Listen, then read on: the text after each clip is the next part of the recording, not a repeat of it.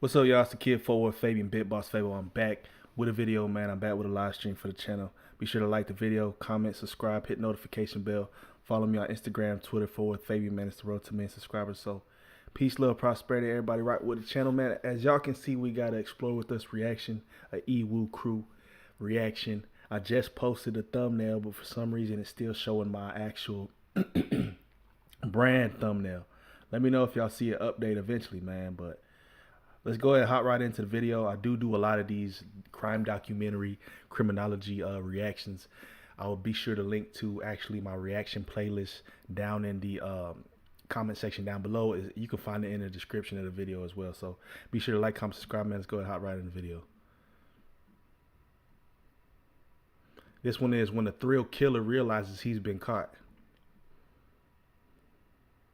I'm standing there in like shock, like what the fuck? He wanted a little community of little killers. Oh my gosh, this is so crazy that he's being accused of this. A young man takes off on a cross-country journey in hopes of achieving a fresh start. He's optimistic that this is his chance to make things right for his family, and he can feel it. Everything is about to change. Unbeknownst to him, however, his path will soon take an unfortunate detour. It will intersect with an individual so incredibly evil, they would later be described as a serial killer in the making. It was June 17, 2017, when 18-year-old Hunter Tash Smith left his home in Junction City, Oregon, bound for Nebraska. There, a steady job that could help him to provide for his infant daughter was awaiting him. He'd led his family to believe he'd be traveling by Greyhound bus. It could be that he didn't want them to worry. In actuality, he had elected to hitchhike. Whoa. Buddy's talking about hitchhiking, man. Red flag immediately. But I do salute the fact, respect. He actually, I guess he found a job. He was trying to basically provide for his family, right? Told his family he was going to take the Greyhound to hitchhike. Bruh, never hitchhike. Especially now, 2023. Definitely don't hitchhike, bro. I'm telling y'all, hitchhiking is not it. That's like a thing of the past. We got Uber, Lyft, Greyhound, taxis. That's to be the last resort. You know what I'm saying? Catch a ride with a friend. 3 days later, on June 20th, he updated his friend in Nebraska, whom he planned to stay with on arrival. He was in Burns, Oregon, and was catching a bus to Idaho. Around this same time, Hunter's aunt, Raquel Messer, received word that Hunter had been picked up by a nice couple. Apparently, they were so kind that they allowed him to stay the night in their home, giving him a chance to clean up and get a comfortable night's rest. The plan was to drop him off at an Ontario, Oregon bus station the following day. And then, all contact with Hunter came to a screeching halt. It was the next month in August when Hunter's friend in Nebraska contacted Hunter's mother, Heather. The next month. So I guess, I don't know. That's way too long to figure out that something like my son is missing or my family member is missing. A whole month.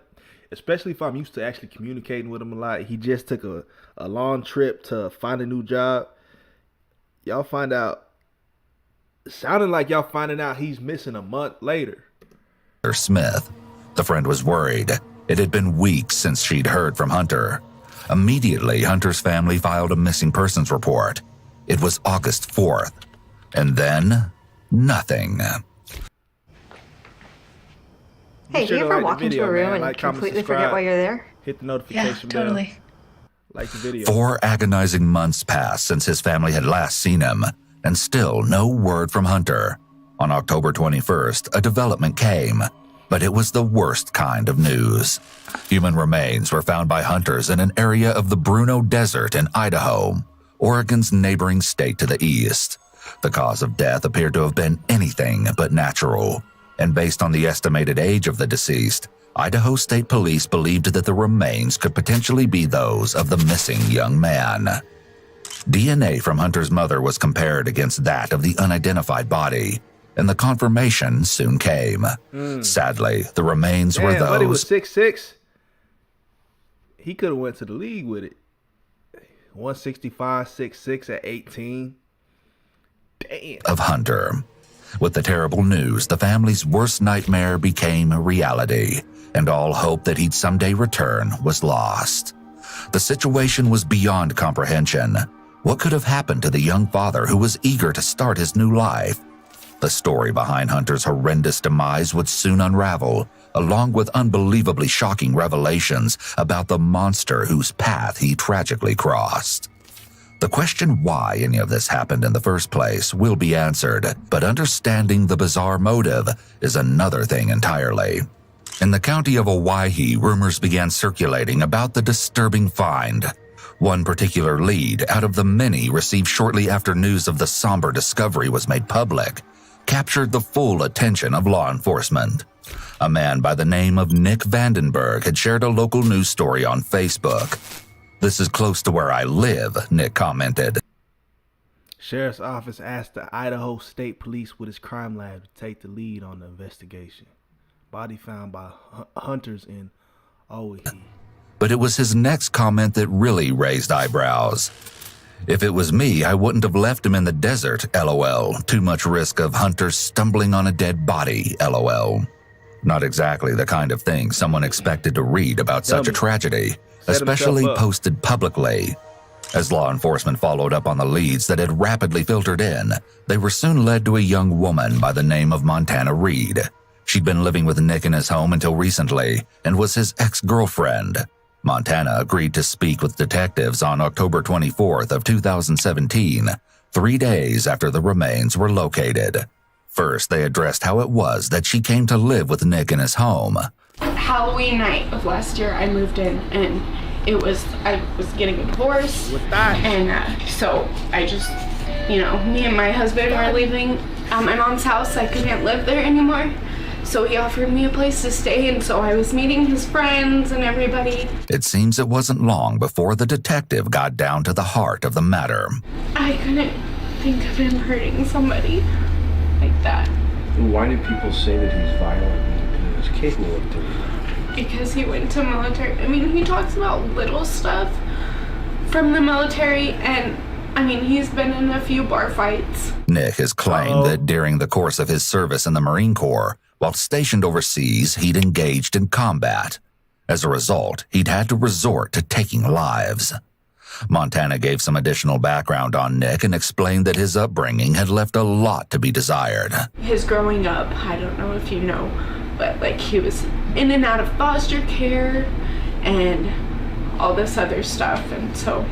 As it turns out, Montana wasn't the only individual Nick welcomed into his home. What about his roommate? I couldn't see Keith hurting anybody either. Keith just had a baby, and he's, he's been in jail. He doesn't want to go back at all. 33-year-old Willie Keith Raby is a man who we'll hear from shortly. As it turns out, he's also on law enforcement's radar for multiple reasons.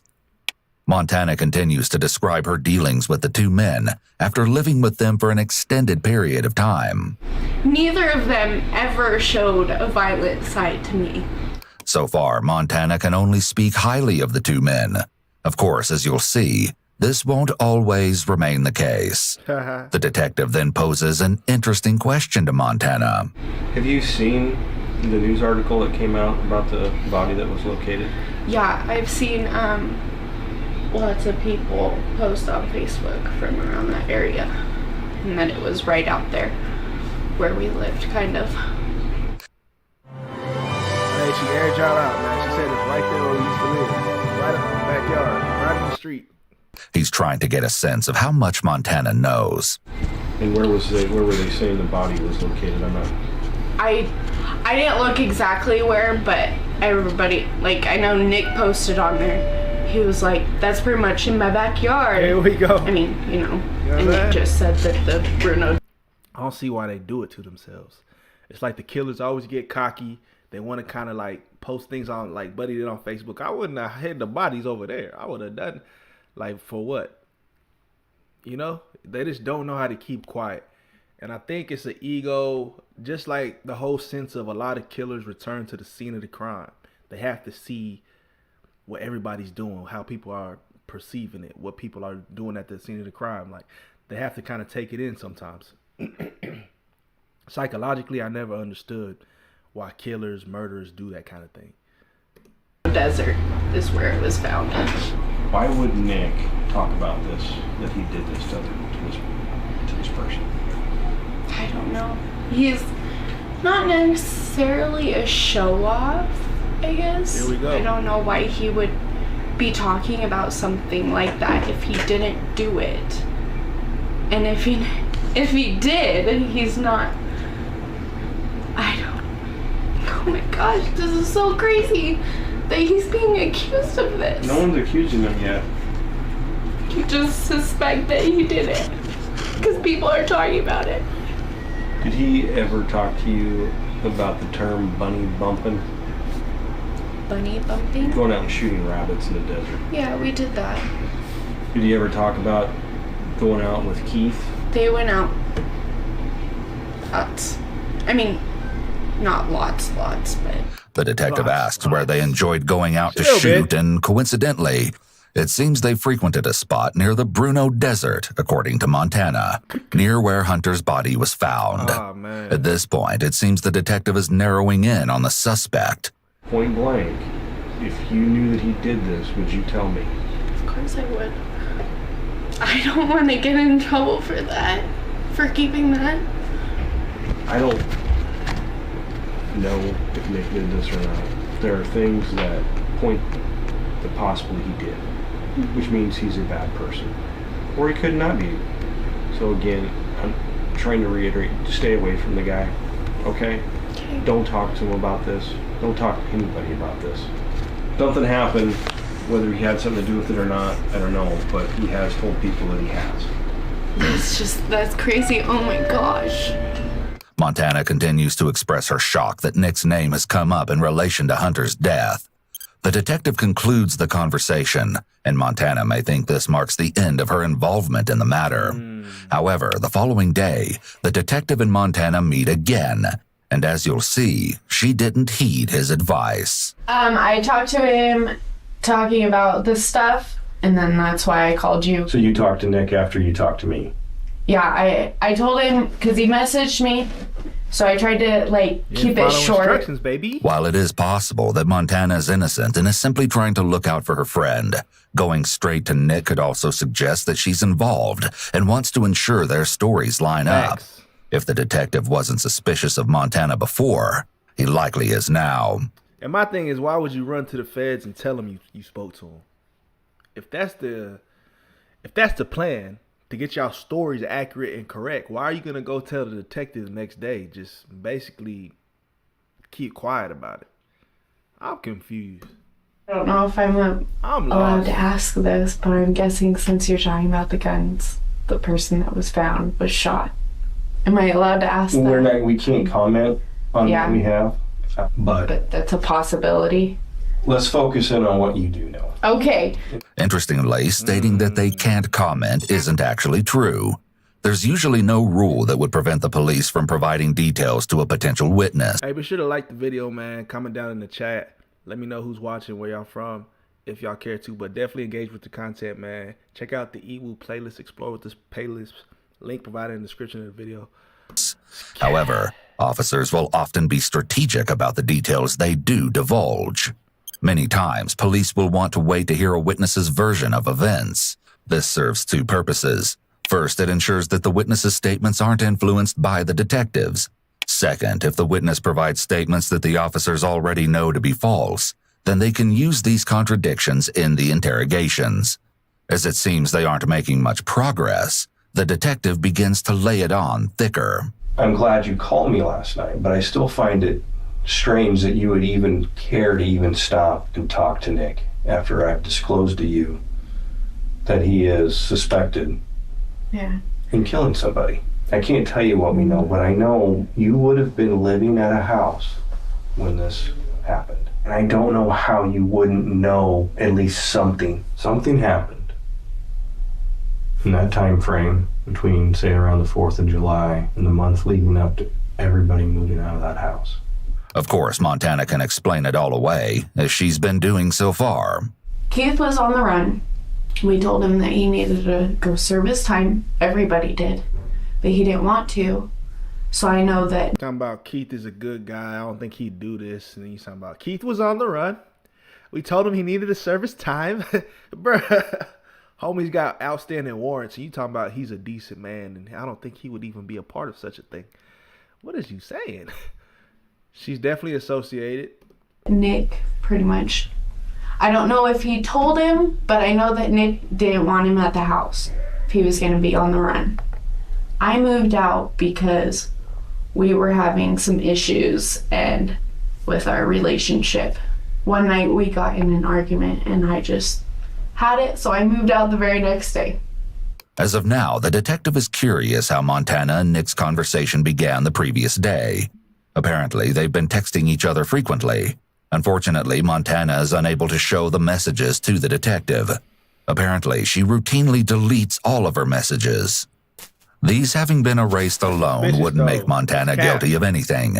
However, if combined with other evidence, the prosecution could use this to show something called consciousness of guilt.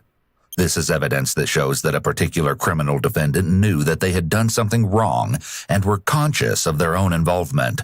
For example, destroying evidence of a crime. A common misconception is that once you delete something from a phone or computer, then that file or message is permanently deleted. However, this is not the case. Until the underlying data is actually written over, it can still be recovered. As Montana has continued to stick to her story, that she can't believe Nick could be involved in such a terrible crime and that she has no information to share, the detective kicks things up a notch. And as you'll see, Montana does have some details to share after all. The truth's going to set everybody free, okay? I know you know something. I'm looking at you right now, and I know you do. And with that, Montana makes a shocking statement. This is... Was there? With this revelation, there's no question about it. Montana has been lying. I don't want him to be in trouble. I don't want him to go to jail. I don't want to go to jail. This marks the point where everything changes course. Montana has a mountain of information to provide, and it definitely won't be setting anyone free. I know one day, Nick came home with this kid. I don't know his name. He said that he picked him up and he was a hitchhiker. And we were gonna feed him dinner and let him take a shower, and then Nick was gonna drop him off at another place. If you recall, the last word from Hunter was received around June 20th. The detective asks Montana when Nick picked the kid up. Give me a time frame, Summer. Was it about this party time that we're talking about? A little bit before. Okay. The kid joined them for dinner. After that, they were going to show him a good time. The kid had never went shooting rabbits. We talked about all of that sort of stuff. He had never went hunting, really. And he never went shooting rabbits. So the guys were going to take him out. Keith and Nick. Shout out to Angie Payne. Willing to leave a little comment in the chat, man. Be sure to like the video if you join the live stream. Comment down in the chat where y'all from, where y'all joining from. So that was their plan, is they were going to take him out to go shooting and then go take him up to Mountain Home. When they got back, he wasn't there anymore. And You didn't go with him to shoot rabbits? Not that time. What did Nick tell you about this?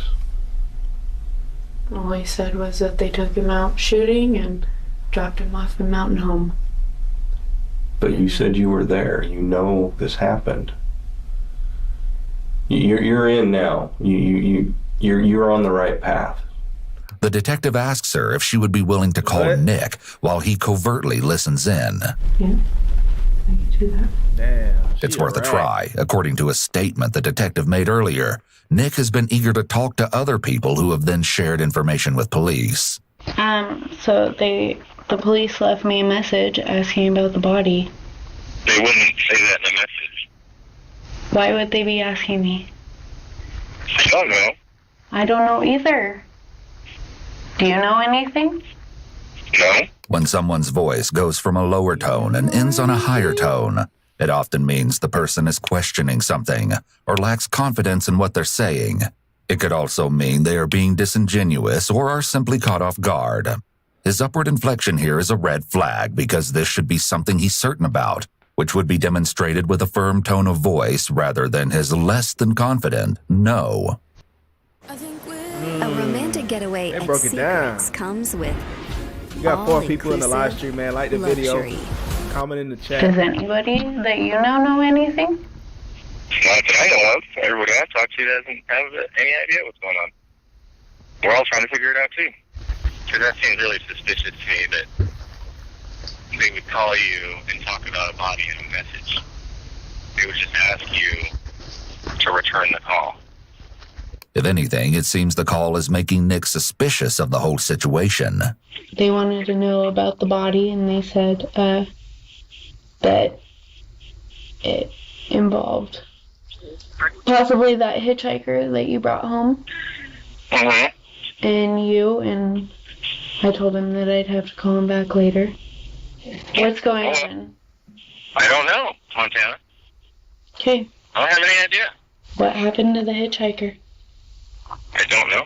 What's going on? Because I just want to know. I want to know why they're calling me. You already know. You know everything I know. So why are you asking me? Because I just want to ask you because I don't know what to do. And I'm nervous and... You have nothing to be nervous about. Okay. I picked up 100 hitchhikers over the last 3 years. So, it doesn't make any sense to me. Okay. I gotta go. Okay. Bye. Unfortunately, the call didn't include the admission the detectives had hoped for. The following day, interview number 3 with Montana kicks off. You recognize that gentleman? That's the kid. Mm-hmm. How certain are you? Pretty certain.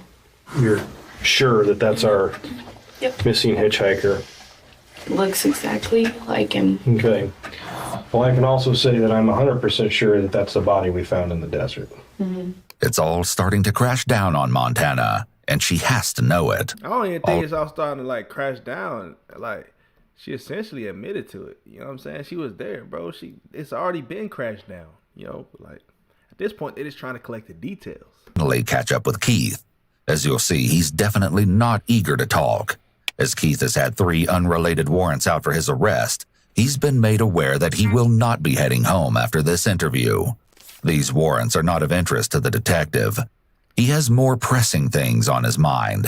We have been looking for you because you are not a suspect. You are a witness to what happened that day. The detective starts the interrogation with some simple questions. How long have you known Nick?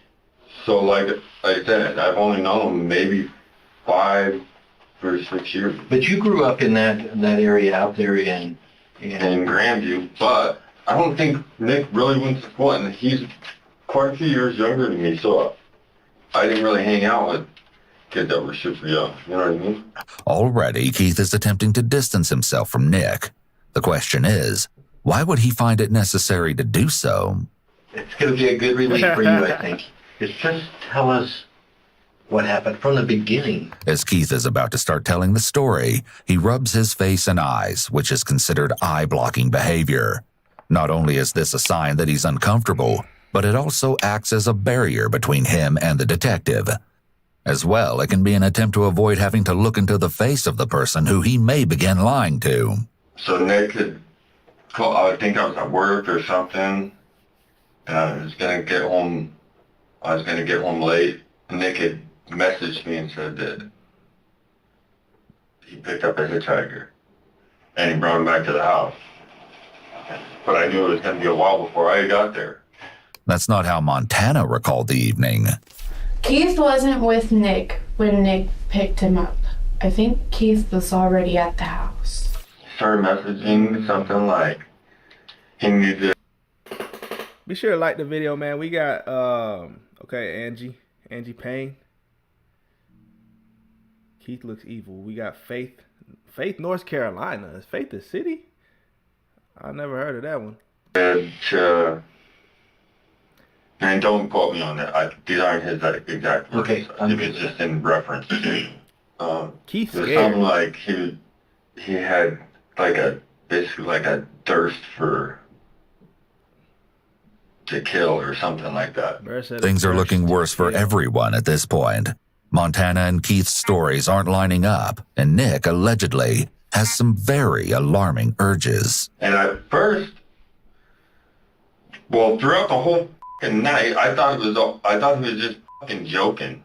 But then when I showed up at the house, his persona was different. It wasn't the same Nick that you normally... No, it wasn't the same Nick. And there was a hitchhiker there? Yeah, there was. We started driving and we started shooting rabbits. And then I remember we go up towards like the Bruno Canyon maybe. Eve to me is basically freedom. He low-key trying to deflect though. He low-key deflecting the whole time, man. We got 6 people in the live stream, man. Comment down. Let me know where y'all from. A small town 40 minutes north of Charlotte. Okay. Shout out to Faith, North Carolina. Keith reveals something that perhaps he wasn't supposed to reveal. And like Montana, she was sitting in front of me. This admission from Keith is definitely not consistent with her story, at least with one of her earlier versions that she told the previous day. You didn't go with him to shoot rabbits? Not that time. In this third interview, she must realize that the walls are beginning to close in. You haven't been honest with me. I know you haven't. I went back, I listened to the calls, and I listened to their interview yesterday. You were there when this happened. I have to put Nick in prison, whether you like it or not. And you're going to have to help me do that. Will you do that and tell me exactly what happened? Yeah. As her self-preservation instincts kick in, Montana's account changes yet again. And as you'll see, she knows much more than she originally let on. So I didn't watch it happen. I looked away because I didn't want to watch it. Keith was in the car with me. He was in the back seat. There's now a consensus between the two. Keith and Montana were both present at the time of the murder. Nick let the kid get out and go shoot at a rock. That kid wanted to shoot one of Nick's bigger guns, rifles. So he's firing it, and... What's he shooting at? Just rock and nothing. There was no rounds there. He was just firing it just so he could fire it, I guess. What happened next was absolutely chilling. I don't know, I just happened to be watching them, and I seen the kid empty out that gun, and he spun around, and I looked over at Nick, and I seen him with his pistol, and it was down at his hip, and it was pointing right towards him, because the kid was maybe a little bit farther than that door. From the wall to the door? Yeah, a little bit farther from Nick. Okay. And then Nick pulled the trigger and shot him right in the stomach. And Nick got up out of the car. For what though? So I'm guessing like Nick probably had his plan. Maybe he was already sadistic in the manner to where he was already calculating trying to kill somebody eventually. Like that's always been his plan. But to say there's no accomplice, they was just shooting rocks and I don't know. If they had no idea it was going to happen, I guess they're still going to go down for the crime because they had information into the crime and they didn't tell. And he shot him. The kid like threw Nick's rifle down and Nick waited till his gun was empty. That rifle was empty? Yeah. And the kid couldn't fire back. And I know that the kid said something. The kid was like screaming, "Why did you do that? Why did you do that? Don't fucking kill me. I have a kid. Don't fucking kill me." And he like fell onto his back, and he was like trying to kick at Nick, because Nick walked up to him. And then he fired off 2 more shots. And then Nick put 2 rounds in his head. I'm standing there in like shock, like what the fuck? The accounts match up as far as Nick shooting Hunter, but then the versions veer off in different directions. According to Montana, Keith was in the car with her at this time. Keith continues with more heart-wrenching details of the savage ambush on the unarmed young man. And he turns towards Nick? Turns towards Nick and is walking back, Towards Nick. Towards Nick, and he gets shot right here. Okay. In the side of the stomach? No, it was like right, maybe below the rib. Okay. And he drops the gun and he's holding himself. And he's standing up? He was standing up, yeah. And then he had like tripped and fell on his back. Okay. And Nick walked up to him? And Nick walked up to him. And this kid's saying, don't shoot me, don't shoot me, whatever he's saying? Yep. And Nick puts 2 rounds in his head. What happened, what did Nick do after he shot him in the head? Looking for casings. He was looking for his shells. For the pistol? For the pistol. What kind of pistol was it? 1911. What caliber? 45. The Lord's caliber. When it seems Nick's acts have reached peak malice, he takes things to another level, exactly which what the gun was and all type of stuff. can only be described as horrific. The kid was still breathing. Even though he'd been shot in the head? Yeah, twice. He was still breathing. So Nick point blank shot him again in the face. And he stopped. And with that, Hunter, referred to by Montana and Keith only as the kid, was dead. You've probably noticed that Montana and Keith continually refer to Hunter as the kid or the body. These are their attempts to emotionally distance themselves from Hunter and his murder. This is what I don't understand. Why would you put someone, me and Montana, in a situation that I sure don't want to be in? I don't know about Montana, but I don't want to be in that. What did you guys do? I'm saying that as a collective, maybe it was all him. Conveniently, that's where the story's headed, for now. This is where everybody start fending for themselves, bro. When it's like, you're trying to get off clean, basically, you're going to snitch. Or you're going to pretty much throw somebody else under the bus. You're going to make it seem like they did. Oh, well, I ain't really had nothing to do with it, though. Like, what the fuck? We sure I like don't the have video, a gun, man. Like the and video. I can't just pull the trigger on somebody. You know what I mean? I know it wasn't directed towards me. I know I probably should have fucking done something, but I don't know what the fuck to do. Apparently, Nick knew exactly what to do next. He's like tearing the fucking kid's clothes off because the kid was in our house. Nick's wanting to take all the clothes off except for his underwear because he sat in our house in the fibers.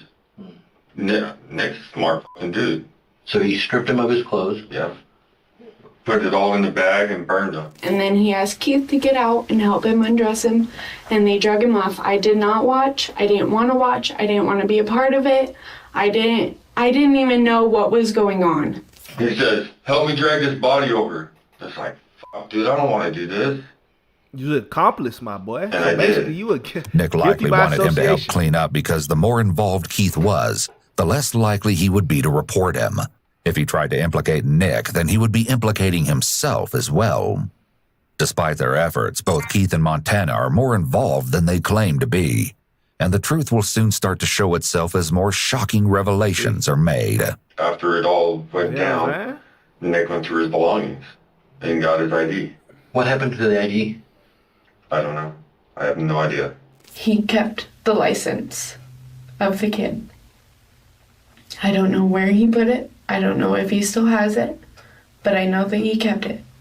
This behavior can be a warning sign of a potential serial killer, and an indicator that if given a chance, he would kill again.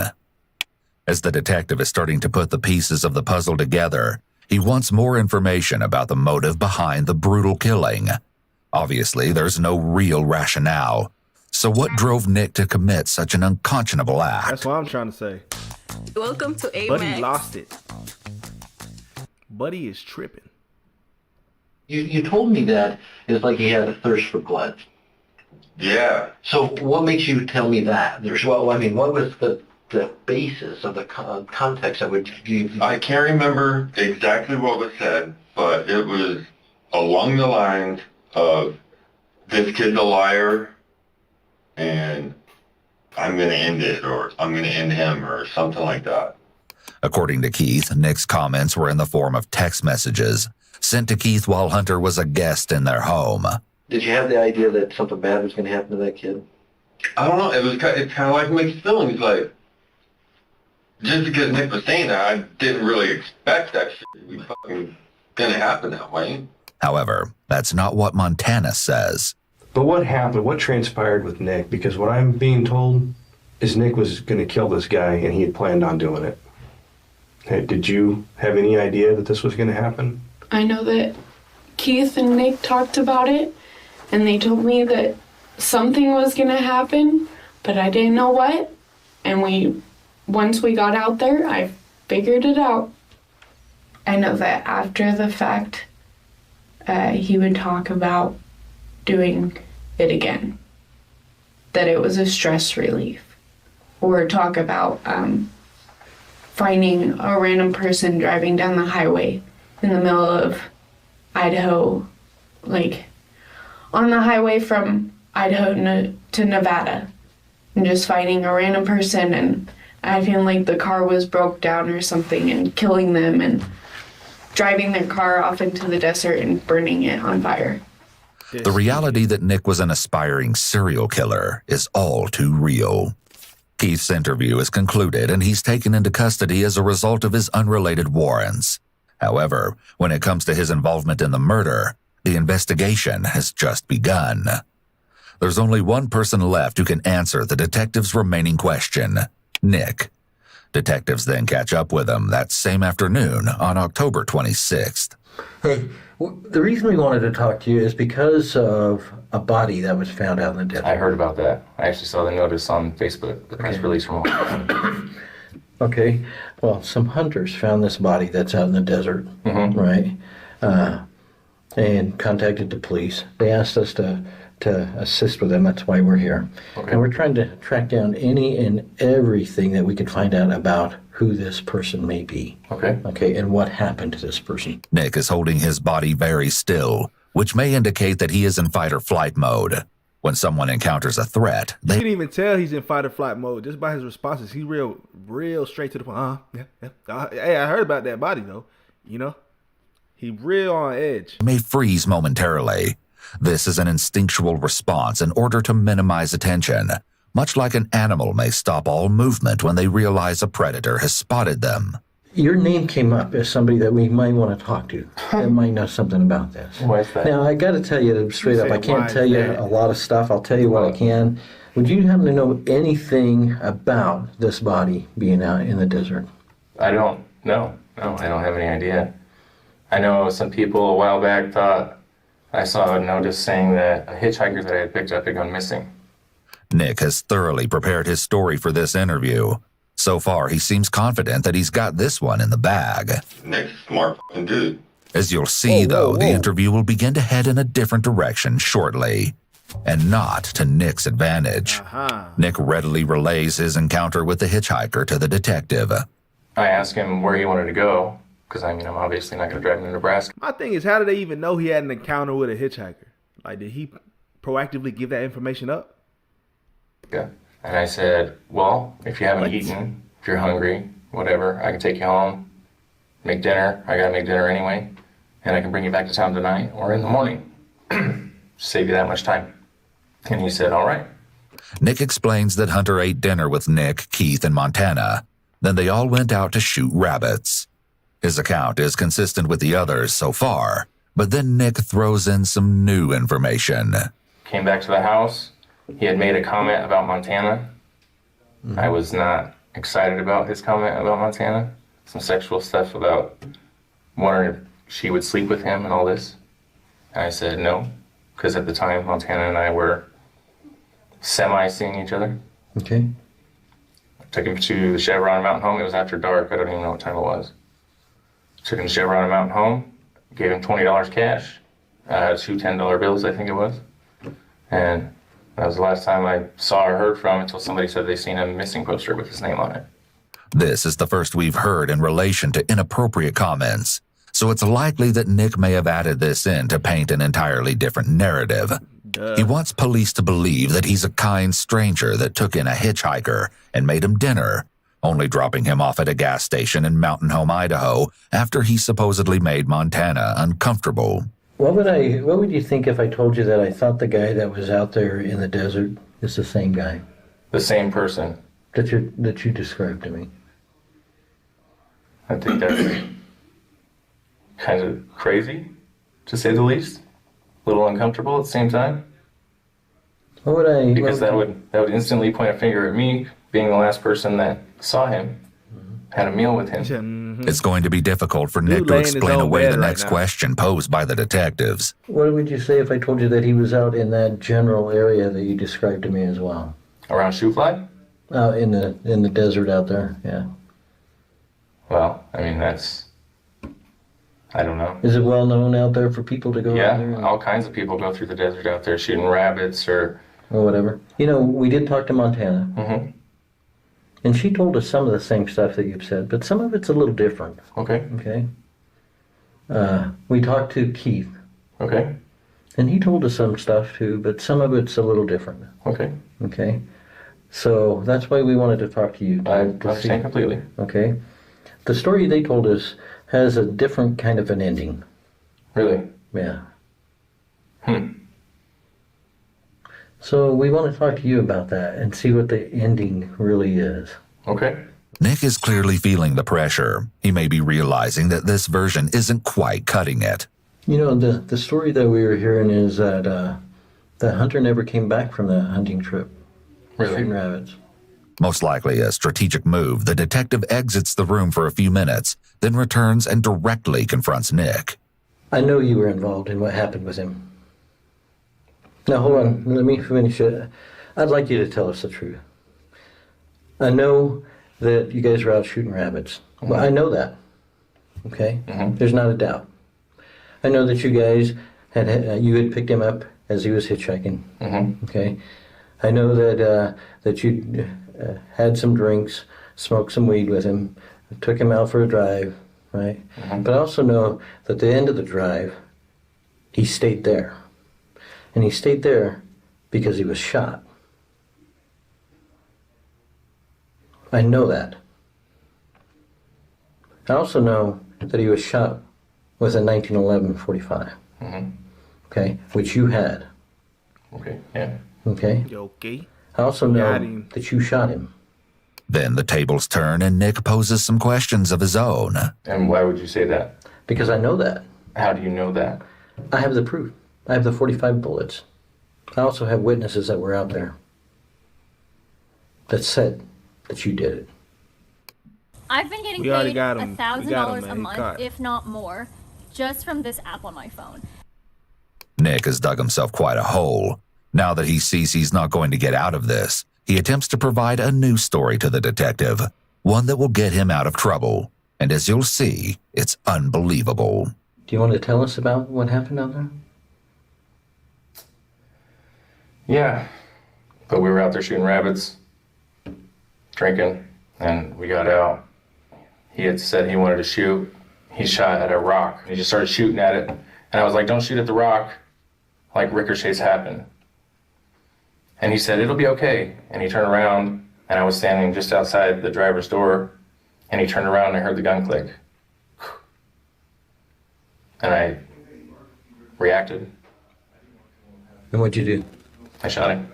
I went back to the same thing I was trying to do.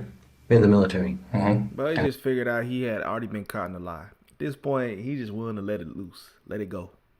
Tell the truth. Be honest. Because, bro, you thought you were smarter than them, but at that point in time, they got too much evidence against you. Even afterwards, Keith looked at me and he's like, that wasn't you.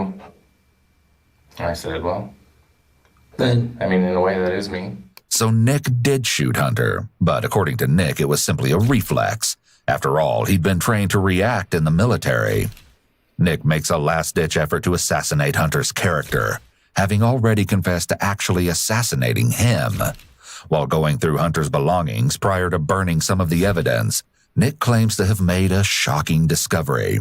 He had grabbed my stuff from the Marine Corps. I have a set of dog tags and a little crystal image of myself from boot camp. Mm-hmm.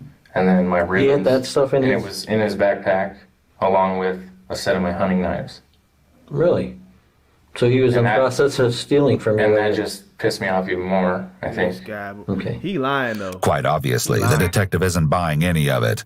As the interview is about to come to a close, Nick recounts the gunshots that ended Hunter's life. You got the one in the stomach, and then the one in the face. And I've heard so many people struggling to breathe, and I couldn't listen to it. It's just one of those kind of triggered me. So just double tap real quick. To his head? Yeah. Okay. So it was a mercy killing. You'll soon hear from Montana that this story has no merit whatsoever. And then 1911? The one I shot him with is buried in the desert. Okay. Where at in the desert? I'm not going to tell you that. Okay. You'll never get that from me. Okay. Refusing to disclose the gun's location could be a show of power. Nick already confessed to killing Hunter because of the evidence against him. However, the whereabouts of the gun is something he can control, especially if he's the only one who knows the location. I wonder why, though. Feel better to get off your chest a little bit? The whole situation didn't even weigh on me. I don't know. The easiest way to explain it would be like putting a mask on. It seems that in this moment, Nick is the most honest he's been the entire time, openly telling the officers that the murder he committed hasn't bothered him in the least. When he says it's like putting on a mask, he's likely referring to the manipulation and deception that he uses in his everyday life to blend in with the average person. Well, you know, you have to be arrested. I completely understand. I'd prefer you read me my rights first, though, on the tape with everything else. I'm not going to read you your rights right now because I'm not going to ask you any more questions. Okay? But we are going to arrest you. All right? So do me a favor, turn around, put your hands up on the wall there. Nick is taken into custody, and though his conversation with the detectives is concluded, he definitely isn't done talking. He calls a woman believed to be his mother while in prison, and it seems he still believes he can beat the system. Hello? Hello? So smart. What happened, Nick? Well, for right now, it's murder one. I know. Who was it? It was that hitchhiker. Why? There's a lot that went into it, Ma.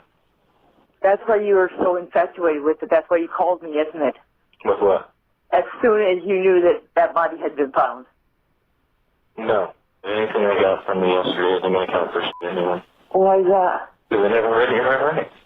We get some interesting insight as to how Nick thinks when he gloats that because he wasn't read his rights, he believes that nothing that he said the previous day can be held against him. He is sorely mistaken. Why is that, though? We can assume Nick was not in custody when he came to speak with officers.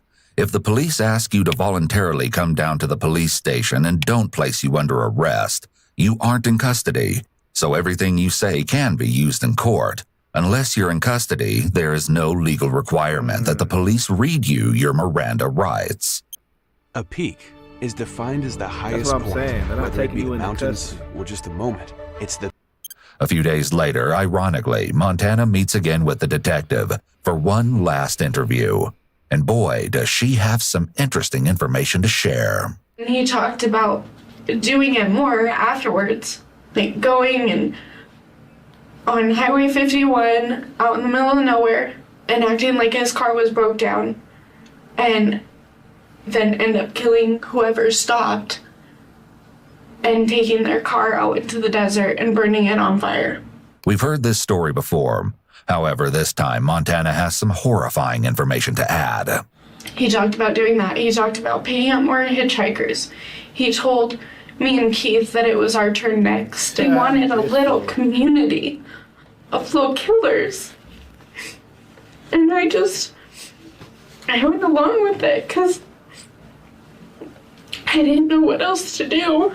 Knowing now that Nick's plan was to commit more murders, a chilling question is raised. Did Nick kill anybody else? Not that I know of. He never talked about it. I never went after that. He just said that he wanted to. Did he pick up any hitchhikers that you know of? After that, no.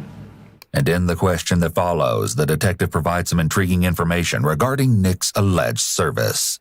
Did he ever, besides his fake Afghanistan stories where he said he killed people, which aren't true, did he ever talk about killing anybody outside of the military?